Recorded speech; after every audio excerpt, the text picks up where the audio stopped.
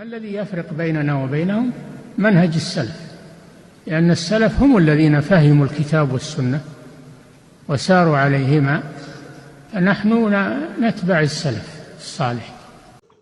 إن الحمد لله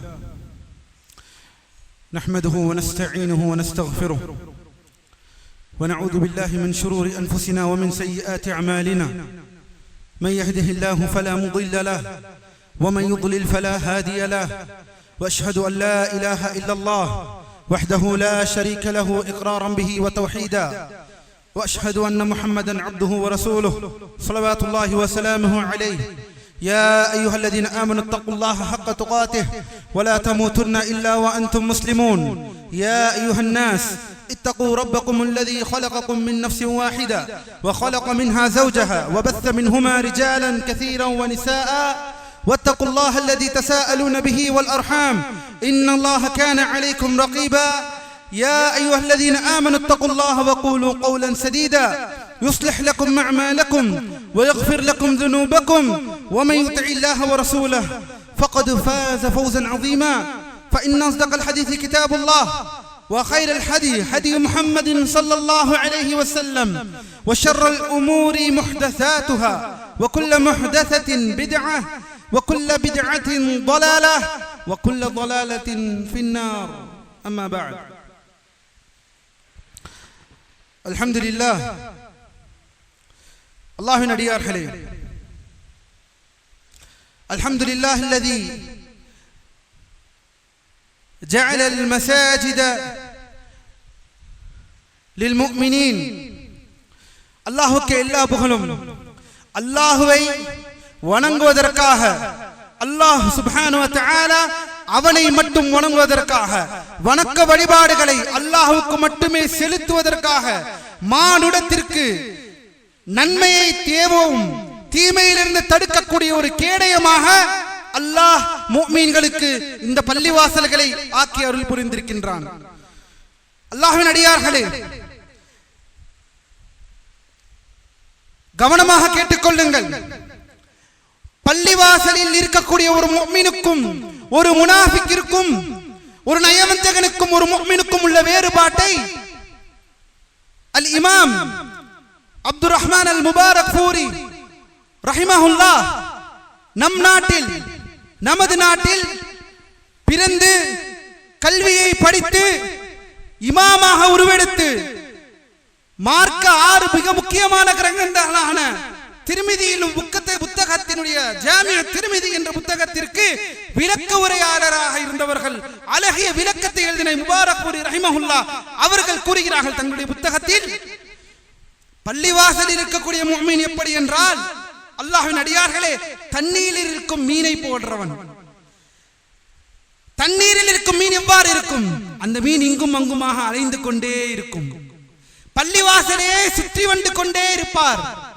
அதுவே ஒரு முனாஃபிக்காக இருக்கக்கூடியவர் பள்ளிவாசலில் எப்படி இருப்பார்கள் என்றால், அல்லாஹ்வின் அடியார்களே, இது ஓமை என்னவென்றால், சுப்ஹானல்லாஹ், கூண்டில் அடைக்கப்பட்ட பறவைகள் போல் என்னை எப்படியாவது வெளியே எடுத்து விடுங்கள், என்னை எப்படியாவது இந்த பள்ளிவாசலை விட்டு வெளியே எடுத்து விடுங்கள் என்பது போலத்தான் நயவஞ்சகர்கள் இருப்பார்கள். அல்லாஹ்வின் அடியார்களே, நாம் யார்? நாம் பள்ளிவாசல்களில் நமக்கு இருக்கக்கூடிய அந்த தொடர்பு என்ன? சற்று சிந்தித்து பாருங்கள். அல்லாஹ்வுடைய பள்ளிவாசல்கள் வெறுமன ஒரு சடங்கை நிறைவேற்றுவதற்காக பயன்படுத்தக்கூடிய ஒரு இடமாக நீங்கள் நினைத்துக் கொண்டிருக்கிறீர்களா? அல்லது மானுடத்தின் மீட்சியாக, மானுடத்திற்கு கொடுக்கப்பட்ட ஒரு மாபெரும் கேடயமாக, மனித வாழ்விற்கும் மனித குலம் தன் வாழ்க்கையை நலமாக ஆக்கிக் கொள்வதற்காக, நல்ல ஆதாயங்களையும் நற்போதனைகளையும் பெற்றுக் கொள்வதற்காக, ஈமானை உயர்த்திக் கொள்வதற்காக முஃமின்கள் இந்த பள்ளிவாசல்களை ஏற்றுக்கொள்ள வேண்டுமா? அல்லாஹ் நம்மை நேர்வழியை செலுத்துவானாக. அல்லாஹ்வின் அடியார்களே, ஏனெனில் இதனுடைய காரணங்கள் ஏன்? பள்ளிவாசலிலிருந்து ஒரு முஃமின் தூரமாக ஆகிறான். பள்ளிவாசலிலிருந்து ஒரு முஃமின், ஒரு முஸ்லிம் தன்னுடைய இதயத்திலிருந்து அந்த பள்ளிவாசல் தூரமாக ஆகிறது என்றால் அடிப்படை இதயம் காரணம் என்று சொல்கிறார்கள். ஏனெனில் அல்லாஹ்வின் அடியார்களே, இவை அனைத்திற்கும் நாம் எல்லாம் அணிந்திருப்போம். இந்த இதயம் எவ்வாறு இருக்கும் என்றால், இமாம் முபாரக் ஃபூரி ரஹிமஹுல்லாஹ் சொல்கிறார்கள், ஒரு பாத்திரத்தை போல இருக்கும். அது எப்படி ஒரு இதயம் பாத்திரத்தை போல இருக்கும்? அந்த பாத்திரத்திலே நல்ல தண்ணீரை நீங்கள் எடுத்தாலும் அள்ளினாலும் அந்த பாத்திரத்தில் நல்ல தண்ணீர் வரும். அதுவே அந்த பாத்திரத்தில் அழுக்கான உப்பு தண்ணீரை நீங்கள் அண்ணினாலும் அந்த பாத்திரத்தில் அந்த உப்பு தண்ணீர் ஏறும். அதே போலத்தான் நம் இதயமும் நல்ல விஷயங்களையும் எடுத்துக்கொள்ளும், அதே போல் தீமையான விஷயங்களை காட்டினாலும் அந்த இதயம் அதன் பால் ஈர்க்கப்படும். ஆனால் ஜெயிக்கக்கூடிய அந்த இதயத்துடைய உண்மையான நிலை என்றால் எது எதனை ஆழ்ந்தது, எது எதனை தோற்கடித்தது. நன்மையான காரியங்கள் தீமையை தோற்கடித்தால் அது நன்மையான இதயமாக, நற்காரியங்களை செய்யக்கூடிய இதயமாக மாறும். அதுவே தீமையான காரியங்களை கொண்டு நன்மையை தோற்கடித்தால் அந்த இதயம் அழுகி போன கருமை படிந்த ஒரு இதயமாக மாறும். நாம் எந்த இதயத்தை உடையவர்கள் அல்லாஹ்வின் அடியார்களே. மேலும் இவ்வாறுதான் இந்த கல்வி எவ்வளவு முக்கியமான விஷயம் என்பதை பார்த்த நாம் அல்லாஹ்வின் தூதர் ஏன் ஸல்லல்லாஹு அலைஹி வஸல்லம் பள்ளிவாசல்களில் இருக்கக்கூடிய அல்லாஹ்வுடைய அர்ஷின் நிழலை நாளை மறுமையில் அடையக்கூடிய அந்த 7 பேரில் ஒரு கூட்டம் யார்? கல்புஹு முஅல்லகுன் பில் மஸ்ஜிதி பில் மசாஜித். ஒரு மனிதனுடைய அந்த இதயம் பள்ளிவாசலின் மீது ஒற்றப்பட்டிருக்கும். சுப்ஹானல்லாஹ், தொங்கப்பட்டிருக்கும். அது எப்படி ஒரு முஃமினுடைய இதயம் பள்ளிவாசலின் மீது தொங்கப்பட்டு விட்டிருக்கும்? அந்த அளவிற்கு அவனுடைய உள்ளம் பள்ளிவாசலையே யோசித்துக் கொண்டிருப்பான். ஒருவேளை தொழுதால் பள்ளிவாசல்களே தொங்கப்பட்டுவிடும். அவனுடைய இதயம் முழுவதுமாக பள்ளிவாசலை சார்ந்திருக்கும் என்ற அர்த்தம் என்னவென்றால், அல்லாஹ்வின் அடியார்களே, வெறும் பள்ளிவாசலில் 24 மணி நேரம் அமர்வதை சொல்லவில்லை. மாறாக உலமாக்கள் சொல்கிறார்கள், பள்ளிவாசலில் அல்லாஹ்வை தொழுது அவன் பள்ளிவாசலை விட்டு வெளியேறினாலும் அந்த பள்ளிவாசலிலே சிந்தனையே அவனுடைய உள்ளத்தில் இருக்கும். அந்த உள்ளம் அடுத்த தொழுகை எப்போது, அடுத்த ஜமாத் எப்போது, அடுத்த கூட்டுறவு, அடுத்த கூடுதல் எப்போது, அடுத்த பாடம் எப்போது என்ற இந்த எண்ணத்திலே அவனுடைய உள்ளம் பள்ளிவாசலில் சார்ந்திருக்கும். சுப்ஹானல்லாஹ். அல்லாஹ்வின் அடியார்களே, நாம் எந்த நிலையில் இருக்கிறோம்? பள்ளிவாசல்களுடன் நமக்குள்ள இருக்கக்கூடிய தொடர்பு என்ன? அல்லாஹ் நம்மை பாதுகாக்க வேண்டும். இன்று இருக்கக்கூடிய சமுதாயம், இளைய சமுதாயம் பள்ளிவாசல்களை ஏதோ வயதானவர்களுக்கு என்ற ஒரு விஷயமாக, சுப்ஹானல்லாஹ், ஒரு சடங்கை நிறைவேற்றுவதற்கான ஒரு விஷயமாக இன்று ஆக்கிக் கொண்டோம் என்றால் நம்மை விட, சுப்ஹானல்லாஹ், நம்மை விட தோற்கக்கூடியவர்கள் யாராக இருக்க முடியும்? அல்லாஹ்வின் அடியார்களே. ஆனால் அல்லாஹ்வுடைய அர்ஷின் நிழலை நாளை எந்த ஒரு நிழலும் கிடைக்காத அந்த தருணத்தில், உஷ்ணத்தில், மறுமையில் இருக்கக்கூடிய முஃமின்களுக்கு ஒரு நிழல் வேண்டும் என்றால், அந்த அர்ஷுடைய நிழல் வேண்டும் என்றால் பள்ளிவாசல்களில் அவனுடைய உள்ளம் சார்ந்திருக்க வேண்டும். சுப்ஹானல்லாஹ், அவனுடைய உள்ளம் சார்ந்திருக்க வேண்டும். அந்த 7 பேரில் ஒரு கூட்டம் இக்கூட்டம். மேலும் அல்லாஹ்வின் அடியார்களே, இந்த ஹதீஸுடைய விஷயத்தை நாம் சொன்னோம் என்றால் எத்தனை பேர், யாரெல்லாம் அந்த நிழலுக்கு உடையவராக இருக்கிறார்கள்? நீதமாக ஆட்சி செய்யக்கூடிய ஆட்சியாளர், இமாமுன் ஆதில், இமாமுன் ஆதில், நீதமாக ஆட்சியாளர், நீதமாக ஆட்சி செய்யக்கூடிய ஒரு ஆட்சியாளர். அதே போல் அல்லாஹ்வின் அடியார்களே, அல்லாஹ்வை வணங்குவதிலேயே தன் இளமை பருவத்தை திகழ்த்தவன், அல்லாஹ்வை வணங்கக்கூடிய இதயத்தில் தன் இளமை பருவத்தை, நமக்கு அல்லாஹ் கொடுத்திருக்கக்கூடிய இந்த இளமையை அல்லாஹ்வின் பாதையில் செலவிட்டவன், அல்லாஹ்வை வணங்குவதில் செலவிட்டவன், தன்னுடைய இளமையை அல்லாஹ்வை வணங்குவதில் வாட்டெடுக்கப்பட்டவன். சுப்ஹானல்லாஹ். மூன்றாவது யார்? அல்லாஹ்வின் அடியார்களே, வரிசையாக சொல்கிறேன். மூன்றாவது, தன்னுடைய இதயம் பள்ளிவாசல்களில் இணைந்திருக்கக்கூடியவர்கள். அவனுடைய இதயம் பள்ளிவாசல் இணைந்திருக்கும். சுப்ஹானல்லாஹ். நான்காவது, அல்லாஹ்விற்காக ஒருவர் சந்திப்பார், அல்லாஹ்விற்காக பிற மனிதரை, பிற முஸ்லிமை நேசிப்பார், அல்லாஹ்விற்காகவே அவர் பிரிவார். இன்று நம்முடைய நேசம் யாரிடம் மீது இருக்கிறது? நம்முடைய நேசம், நம்முடைய பாசம், நம்முடைய அன்பு, நம்முடைய உறவு, நம்முடைய உற்றார், நம்முடைய கொடுத்தல் வாங்கல், இது அனைத்தும் எதன் அடிப்படையில் இருக்கிறது என்பதை நாம் புரிந்து கொள்ள வேண்டும். அல்லாஹ்வின் அடியார்களே, அல்லாஹ்விற்காக வேக வேண்டும், அல்லாஹ்விற்காக சேர வேண்டும். நம் நட்பு கூடா நட்பு கேடாய் முடியும். அல்லாஹ்வின் அடியார்களே, அல்லாஹ் நம்மை பாதுகாப்பான். கூடா நட்பு கேடாய் முடியும். நம்முடைய நட்பில் அல்லாஹ் என்பவன் இல்லாத ஹராமான விஷயங்களில் மூலமாக, அல்லது நீங்கள் நட்பாக கொண்டிருக்கக்கூடிய அந்த நட்பு உங்களை அல்லாஹ்வை நினைவு கூறாதது என்றால் அந்த நட்பை நீங்கள் மாற்றிக்கொள்ள வேண்டும். ஃபல்யன்துர் அஹதுக்கும் மன் யுகாலில், யார் நண்பர்களை தேர்ந்தெடுக்கக்கூடிய விஷயத்தில் அவர் கவனமாக இருந்து கொள்ளட்டும் என்று அல்லாஹ்வின் தூதர் ஸல்லல்லாஹு அலைஹி வஸல்லம் சொல்கிறார்கள். அதே போல அந்த நிழலை பெறக்கூடிய மக்களில் ஒருவர், சுப்ஹானல்லாஹ், அந்த 7 பேரில் 5வது யார் என்றால் பதவியையும் மதிப்பையும் அழகையும் பெற்ற ஒரு பெண், அந்த பெண் தவறுதலுக்கு அழைத்தால், சுப்ஹானல்லாஹ், தவறுதலுக்கு அழைத்தால் இன்னி அகாஃபுல்லாஹ், நான் அல்லாஹ்வை அஞ்சுகிறேன் என்று சொல்வார். யார்? தன்னிடம் அசிங்கத்தையும் விபச்சாரத்தையும் அழுக்கையும் தீமையையும் கெட்டதையும் கேடையும் தனக்கு கண் முன்னால் காண்பித்தால் நான் அல்லாஹ்வை அஞ்சுகிறேன் என்று சொல்பவர், நான் அல்லாஹ்வை பயப்படுகிறேன் என்று சொல்பவர். அப்படி சொல்லக்கூடிய முஸ்லிம்களாக, அப்படிப்பட்ட உறுதியான ஈமானை அடையக்கூடியவராக அல்லாஹ் நம்மை அனைவரையும் அருள் புரிவானாக. செத்த நேரத்திற்காக, அற்ப நேரத்திற்காக நம் ஈமானை விற்கக்கூடிய மக்களில் இருந்து அல்லாஹ் நம்மை பாதுகாப்பானாக. அதே போல் அல்லாஹ்வின் அடியார்களே, மிக ஆராதான ஆள் யார் என்றால், சுப்ஹானல்லாஹ், வலது கை கொடுப்பதை, நம்முடைய வலது கை கொடுப்பதை இடது கைக்கு தெரியாமல் கொடுப்பவர், தன்னுடைய வலது கை செலவு செய்வதை, சதக்கா செய்வதை, தர்மம் செய்வதை இடது கைக்கு தெரியாமல் கொடுப்பவர் என்றால் மக்களுக்கு எவ்வாறு சொல்லி காட்டுவார் தம் நன்மைகளை? இன்று எதற்கெடுத்தாலும் நானே செய்கிறேன், நானே பண்ணுகிறேன், நான் தான் காரணம், நான் தான் என்று அனைத்து விஷயங்களிலும் தன்னையே நிலைநிறுத்திக் கொள்ளக்கூடிய இந்த சமுதாயத்தில் தான் செய்யக்கூடிய வலது கையில் செய்யக்கூடிய வணக்கத்தை கூட இடது கைக்கு தெரியாமல் தர்மம் செய்கிறார்கள் என்றால் நாம் எங்கே இருக்கிறோம்? சுப்ஹானல்லாஹ். கடைசியாக அந்த 7வது ஒரு கூட்டம் யார் என்றால், அல்லாஹ்வின் அடியார்களே, தனிமையில் அல்லாஹ்வை நினைத்து தன்னுடைய கண்கள் கண்ணீரால் நனையும்படி அழுது அல்லாஹ்விடம் பாவ மன்னிப்பை தேடுபவன், அல்லாஹ்விடம் துஆ செய்வான், மக்களுக்கு மத்தியில் அல்ல. இதனால் தான் சலஃபுகள், அஹ்லுஸ் சுன்னத்தி வல் ஜமாஅ, சத்திய முன்னோர்கள், சாலிஹீன்கள் சொல்வார்கள், பள்ளிவாசலில் ஒருவன் வந்து அழுது கொண்டிருந்தால் அவரை பார்த்து சொல்வார்கள், உன்னுடைய அழுதலை வீட்டிலே கொண்டு போய் அழு, மக்களுக்கு முன்னால் அழாதே, அழ வேண்டும் என்றால் தனிமையில் அல்லாஹ்வை அழு.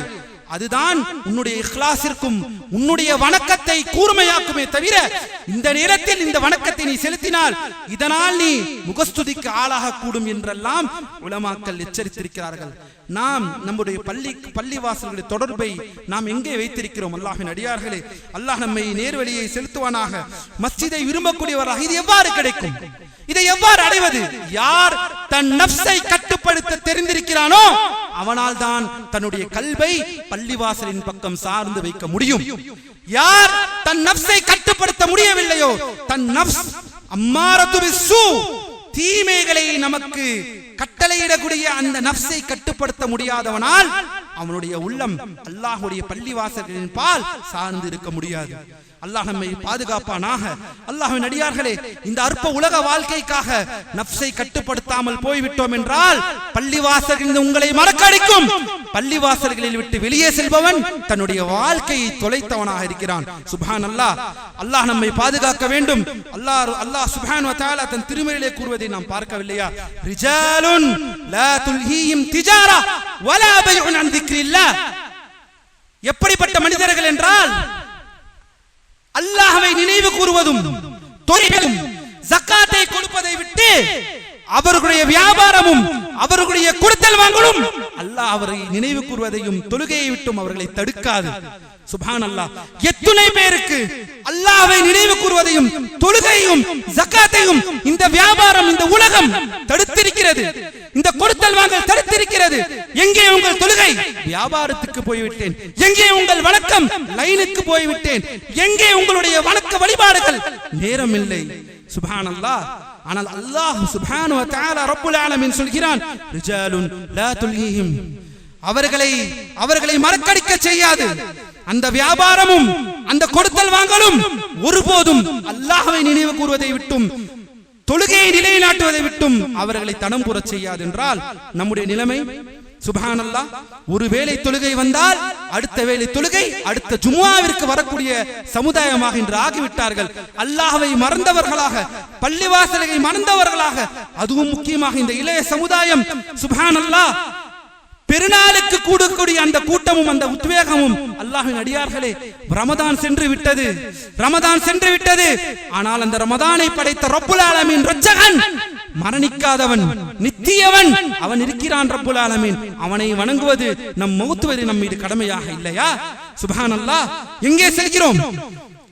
ஒரு நாளுக்கு வருபவர்கள் அடுத்த நாளிற்கு அடுத்த வாரத்திற்கு ஏதோ பள்ளிவாசல் என்றால் வாரத்திற்கு ஒரு நாள் தலையை காட்டுவது. ஜுமுஆவிலே வந்து ஃபஜ்ருடைய தொழுகையில் காண முடியவில்லை, துஹருடைய தொழுகையில் காண முடியவில்லை, அஸருடைய தொழுகையில் காண முடியவில்லை. அப்படி என்றால் ஜும்மாவிலே வந்து தலையை காட்டி விடுவோம் என்று நினைத்துக் கொள்கிறீர்களா? இவர்களுடைய உள்ளங்களா பள்ளிவாசல்களில் சேர்ந்திருக்கிறது, சார்ந்திருக்கிறது, இணைந்திருக்கிறது, பிணைந்திருக்கிறது. அல்லாஹ்வின் தூதர் ஸல்லல்லாஹு அலைஹி வஸல்லம் சொன்னது போல் இவர்களுக்கு அல்லாஹ்வுடைய நிழலின் அர்ஷ் கிடைக்க போகிறது. எங்கே இருக்கிறோம்? அல்லாஹ்வின் அடியார்களே, அல்லாஹ்வை அஞ்சிக் கொள்ளுங்கள். எந்த சமுதாயம் சஹாபாக்கள், அந்த சத்திய ஸலஃபுஸ் ஸாலிஹீன்கள், அந்த சத்திய முன்னோர்கள் பள்ளிவாசல்களை தங்களுடைய வாழ்வியல் துணையாக, வாழ்வியலுக்கு அனைத்திற்கும் தேவையான ஒரு விஷயமாக ஆக்கிக் கொண்டதினால்தான் அந்த பள்ளிவாசல்கள் அவர்களை காத்தது. அந்த பள்ளிவாசல்கள் அவர்களை நினைவூட்டிக் கொண்டே இருந்தது. நல்மாராயங்கள் விஷயமாக, தௌஹீதின் விஷயமாக, தொழுகையின் விஷயமாக, ஜகாத்தின் விஷயமாக, அனைத்து மார்க்க நல் விஷயங்களையும் அவர்களை நினைவு கூறிக்கொண்டே இருந்தது அந்த தொழுகை, அந்த பள்ளிவாசல். அந்த பள்ளிவாசலை மறந்தோம் என்றால், அந்த பள்ளிவாசலை நாம் மறந்தோம் என்றால் நம்மை நினைவு கூறுவது எது? யூடியூபா, இன்ஸ்டாகிராமா, பேஸ்புக்கா? காலம் காலமாக முகநூலிலும் போனிலும் நம்மை நாமே கெடுத்துக் கொண்டிருக்கிறோமே. இதுவா நம்மை நினைவூட்டப் போகிறது அல்லாஹ்வின் பக்கம் அல்லது அல்லாஹ்வுடைய பள்ளிவாசல்களா? எதற்காக பள்ளிவாசலை அல்லாஹ் இறக்கி அருளினான்? வீட்டிலே தொழுதிருக்கலாமே அல்லாஹ்வின் அடியார்களே, ஆனால் ஏன் அல்லாஹ் நம்மை சங்கமிக்க வைக்கிறான்? ஒவ்வொரு நாளும் ஐவேளை முஸ்லிம்கள் ஜமாஅத்தோடு சேர்ந்து நின்றால் அதில் அல்லாஹ்வுடைய பரக்கத்தும் அல்லாஹ்வுடைய ரஹ்மத்தும் நம்மிலே இருக்கக்கூடிய அந்த எழுச்சியும், தௌஹீதின் பால் இருக்கக்கூடிய அந்த எழுச்சியும், இணை வைக்கின் பால் இல்லாமல் இருக்கக்கூடிய அந்த எழுச்சியும் ஏற்படும் அல்லவா? சுப்ஹானல்லாஹ். இப்படி நாம் அல்லாஹ்வுடைய பள்ளியிலே வராமல் பிரிந்து பிரிந்து பிரிந்து பிரிந்து தனிமையிலே பாவங்களை செய்து செய்து செய்து கடைசியில் அல்லாஹ்விடம் எவ்வாறு நிற்க போகிறோம்? அதை சிந்திக்கக்கூடிய மனிதர்களாக நாம் இருக்கக்கூடாதா? அல்லாஹ்வின் அடியார்களே, அல்லாஹ் நம்மை நேர்வழியிலே செலுத்துவானாக. அல்லாஹ் நம்மை நேர்வழியிலே செலுத்துவானாக. وهذا ما أقول لكم وأستغفر الله لي ولكم ولجميع المسلمين من كل ذنب فاستغفروه إنه هو الغفور الرحيم.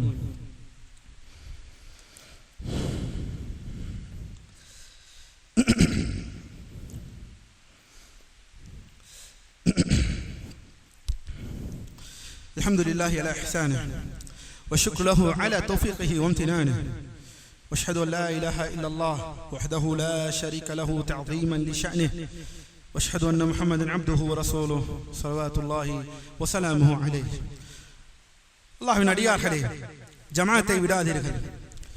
ஒரு முஸ்லிம் எல்லா நேரத்திலும் எல்லா நேரங்களிலும் அல்லாஹ்வை மறுமை நாளையும் ஈமான் கொண்டவன், அல்லாஹ்வின் தூதரை ஈமான் கொண்டவன், நாளை மறுமையிலே நாம் கேள்வி கேட்கப்படுவோம் என்று ஈமான் கொண்டவன், ஐவேளை ஜமாஅத் என்பது அல்லாஹ்வின் அடியார்களே அவனுக்கு எழுதப்பட்டதாக இருக்கிறது. தொழுகையை பள்ளிவாசலில் வந்து மக்களோடு மக்களாக சேர்ந்து சங்கமித்து தொழுவது என்பதிலே மார்க்கம் நமக்கு மாபெரும் நன்மாராயத்தை அளித்திருக்கிறது. அதை நாம் அழித்துக் கொண்டோம் என்றால் தீமை நம்மை சூழும். கவனித்துக் கொள்ளுங்கள். ஒரே ஒரு விஷயம் சொல்கிறேன். அல்லாஹ்விற்கு தெரியும், ரப்புல் ஆலமீன் அனைத்தையும் அறிந்தவன். நமக்கு எது நன்மை, நமக்கு எது தீமை என்பதை அல்லாஹ் நமக்கு அனைத்தையும் அறிந்திருக்கிறான். அப்படி அவன் ஒரு விஷயத்தை நன்மை, இது கடமை என்று சொன்னால், அந்த கடமையை மீறினால் தீமை நம்மை சூழும். எது அந்த நன்மையை அடைந்தோம் என்றால், அதன் பால் சுவனத்தை அடைய முடியும் என்றால், அல்லாஹ்வுடைய ரஹ்மத்தை கொண்டு என்றால், அதை செய்பவர்களாக முஸ்லிம்கள் இருக்க வேண்டும். சுப்ஹானல்லாஹ். வட்டி ஹராம், அது தீமை என்று அல்லாஹ் சுப்ஹானஹு வ தஆலா மார்க்கத்தில் காட்டிவிட்டான் என்றால், அதை செய்தால் உங்களுக்கு நிச்சயம் தீமை. உங்கள் கண்ணிலே நீங்கள் நன்மையை ஏதோ அடைந்தவாறு நினைக்கலாம். காசே தராமல் உடனடியாக எனக்கு கிடைத்து விட்டது என்று நீங்கள் நினைக்கலாம். ஆனால் அது உங்களை தீமையிலே தாழ்த்தும் என்பதை அல்லாஹ்வின் அடியார்களே அறிந்து கொள்ளுங்கள். அல்லாஹ் நம்மை நேர்வழியை செலுத்துவானாக. கடைசியாக அல்லாஹ்வின் அடியார்களே, இந்த விஷயத்திலே நாம் சொல்ல போனால், பள்ளிவாசல்களில் அல்லாஹ்வுடைய மனிதர்களுடைய உள்ளங்கள் பள்ளிவாசல்களை இணைந்திருக்கும் என்பதற்கான சான்றுகள் என்னவென்பதை 6 விஷயங்களை பட்டியலிடுகிறேன். அதை தெளிவாக கவனித்துக் கொள்ளுங்கள். முதலில், ஜமாஅத்தோடு தொழுவதை விரும்புவார் யார்? யாருடைய உள்ளம் பள்ளிவாசல்களில் இணைந்து பிணைந்திருக்கிறது என்பதற்கு ஆதாரம் அவருடைய அந்த அடையாளம், அவருடைய அந்த தன்மைகளில் மிக முக்கியமான தன்மைகள் நிறைய இருக்கிறது. அதில் ஒரு 6 சொல்கிறேன். ஜமாத்தோடு தொழுகுவதை நினைப்பார், அதை ஆசைப்படுவார். இரண்டாவதாக சுப்ஹானல்லாஹ் கஸ்ரத்துல் குதா இலல் மஸாஜித், பள்ளிவாசலுக்கு நடந்து செல்வதை விரும்புவார். ஏன் பள்ளிவாசலுக்கு நடந்து செல்வதென்றால் அதிகமான அந்த நடையை ஏற்படுத்துவார். ஏனெனில் நமக்கு எல்லோருக்கும் தெரியும், அல்லாஹ்வின் தூதர் ஸல்லல்லாஹு அலைஹி வஸல்லம் கூறுகிறார்கள், நடையிலே ஒவ்வொரு நடைக்கும் அல்லாஹ் சுப்ஹானஹு வ தஆலா நன்மையை எழுதுகிறான். பள்ளிவாசலிலிருந்து வீட்டிலிருந்து பள்ளிவாசலுக்கு செல்வதும் பள்ளிவாசலிலிருந்து வீட்டிற்கு திரும்புவதும் நடந்த அந்த ஒவ்வொரு நடைக்கும் அல்லாஹ் சுப்ஹானஹு வ தஆலா நமக்கு நன்மையை எழுதுகிறான் என்றால் சாதாரண விஷயம் அல்ல. இதை ஒருவர் விரும்புவார். மூன்றாவதாக அல்லாஹ்வின் அடியார்களே பாரக்கல்லாஹு ஃபீக்கும், தொழுகையை அதன் நேரத்தில் தொழுவார்.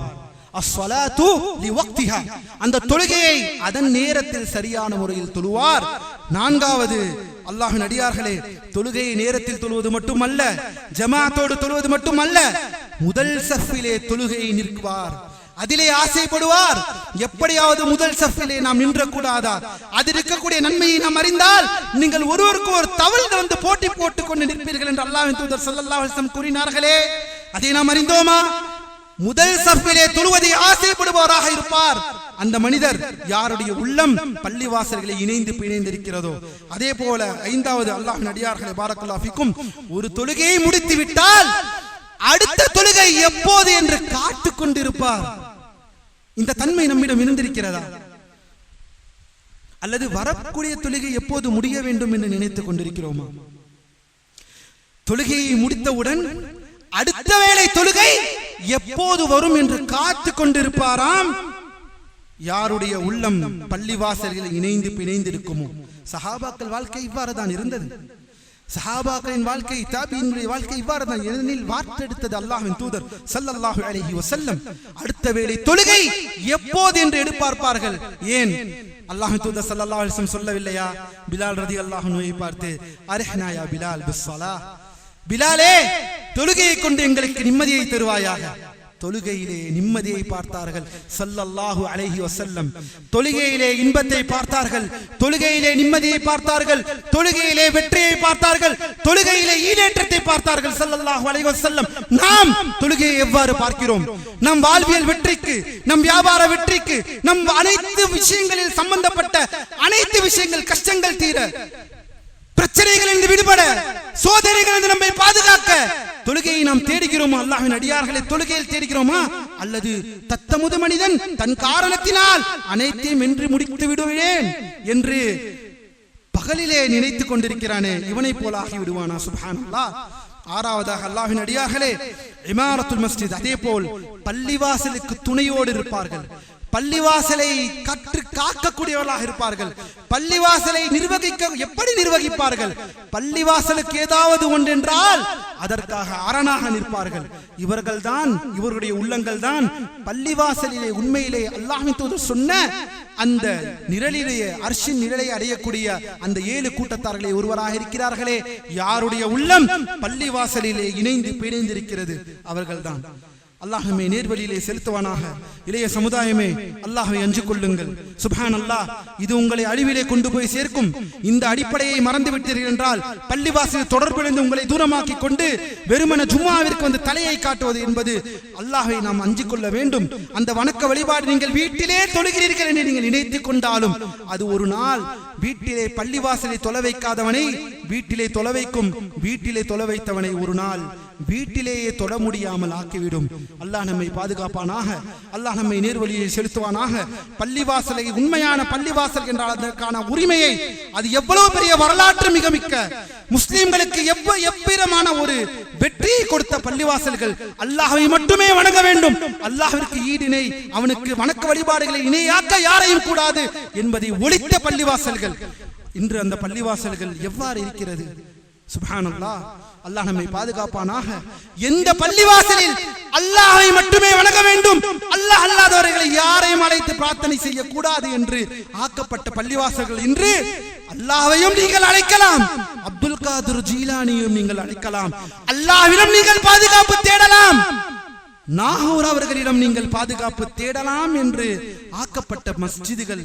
அல்லாஹ்வுடைய பள்ளி வாசலை நினைக்கும் பொழுது ஒரு முஸ்லிம் அல்லாஹ்வின் தூதரை பின்பற்றக்கூடியவன் வருந்த வேண்டும் சக முஸ்லிம்களுக்காக, அவர்களுக்கு நேர்வழிகளுக்காக அல்லாஹ்விடம் அழைத்து பிரார்த்தனை செய்ய வேண்டும். பள்ளிவாசல்களாக திரும்ப வேண்டும், ஏகத்துவ பிரதிநிதிகளாக திரும்ப வேண்டும், ஏகத்துவ விளக்குகளாக பள்ளிவாசல்கள் எவ்வாறு அல்லாஹ்வின் தூதர் ஸல்லல்லாஹு அலைஹி வஸல்லம் பள்ளிவாசலை விட்டு சென்றார்களோ அதே போல பள்ளிவாசல்கள் திரும்ப வேண்டும். அல்லாஹ் அதற்கு உதவி செய்வானாக, அல்லாஹ் அதற்கு நேர்வழியிலே செலுத்துவானாக. அப்படிப்பட்ட மக்களுக்கு அல்லாஹ் சுப்ஹானஹு வ தஆலா அந்த வாழ்க்கையில் ஏற்படைய தௌஹீதின் சிந்தனையை தெளிவான முறையிலே அல்லாஹ் அவர்களுக்கு வழங்குவானாக. அல்லாஹ் நம்மை நேர்வழியிலே செலுத்துவானாக. அல்லாஹுல் முஸ்தஆன். இன்னல்லாஹ வ மலாயிகத்தஹு யுஸல்லூன அலன் நபி யா அய்யுஹல்லதீன ஆமனூ ஸல்லூ அலைஹி வ ஸல்லிமூ தஸ்லீமா.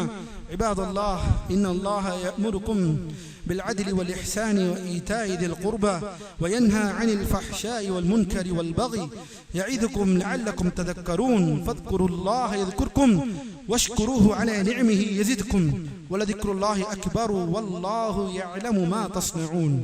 أقول بيننا وبينكم السلف، بيننا وبينكم الكتب. كان أحمد يقول البدع بيننا وبينكم الجنائز.